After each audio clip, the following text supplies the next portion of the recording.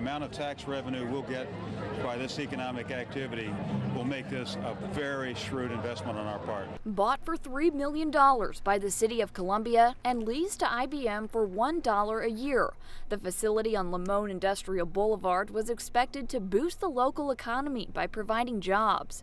But after 3 rounds of rumored layoffs, I started digging around. In January, a spokesman for IBM said the company layoffs were part of a $600 million restructuring, but he would not provide job numbers. I then filed an open records request with the Missouri Department of Economic Development. After several of my calls and emails went unanswered, the department finally provided me with documents putting the current number of employees at the Columbia facility at just 453. And that's down from 610 in January of 2014. In a letter from DED dated April 22nd, the department informs IBM that, quote, reducing the number of jobs at the Columbia facility below 500 constitutes a suspension event. I went back to Columbia Mayor Bob McDavid, who was a big supporter of IBM coming to Columbia in 2010, to ask him whether he thought IBM kept its promises. A lot of it depends on your perspective. You know, is the glass half full or half empty? Because I would submit that if you could go back to the year 2010 and say we're going to bring in an international global company with 450 employees, I would think the city would have been delighted about that. They are not required to be transparent with the city. You know, for example, I have no business knowing what your salary is. I mean, you're a private employee.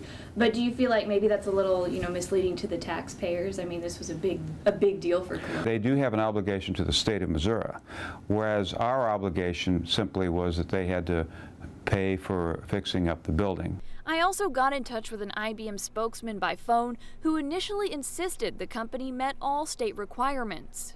You know, we don't publicly discuss staffing numbers, but we've met all state and local reporting requirements. Well, but according to the letter, it says you're not, so they had suspended them for the time being for the state credits, for the Missouri build. Well, you know, for the incentives which IBM qualified, we lived up to those obligations.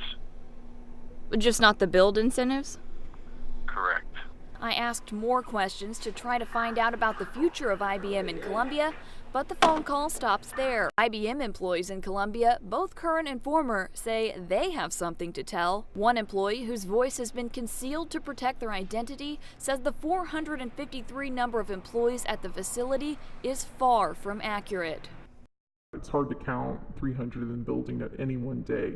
There are people that work from home, and some of those homes are not only not in Columbia, they're in different states. 2 other employees and a union leader for IBM employees told me similar things about the numbers. To get an idea of just how many people work out of the building, I went on a Monday afternoon and counted the cars in the parking lot. It's 2:45 on a Monday afternoon, and I've just counted 164 cars in the parking lot. Now, that would mean there would have to be nearly 3 people in each car to equal that 453 employees that IBM says it has working at this facility. The company says not everyone reports to the building on Mondays. That employee also talked to me about the most recent round of layoffs back in January. Everyone in the building knew something was up. Everyone. And then when all the strangers showed up with the packets, others walking around, looking out over the employees that were there, keeping track, everybody knew that was the day. But this employee says while the layoffs are concerning, they say it's what the company is doing to replace those workers who are laid off that's disturbing. Another employee who did not want their voice to be recorded tells me the same thing. They say some people in the building are currently training the foreign worker who will take over for them when they finish their last day. The union also says the company has been doing this and even has a page on its website where an employee can confidentially submit information if they are training their offshore replacement. The same allegations have been made at the IBM facility just 300 miles away in Dubuque, Iowa. I reached out to several lawmakers, including Missouri Congresswoman Vicki Hartzler, whose district includes the IBM plant.